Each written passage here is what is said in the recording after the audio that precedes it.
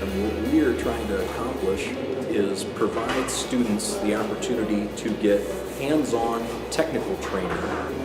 And these are basic skills for a number of different manufacturing and technical jobs. If a manufacturing owner is trying to hire someone, they don't want to train you on the simple stuff.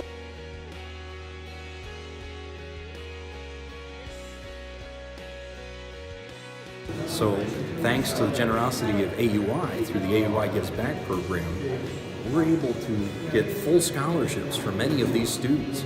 I thought it was a cool class to take. It's something new. Soldering was new to me, so it was a cool skill to learn.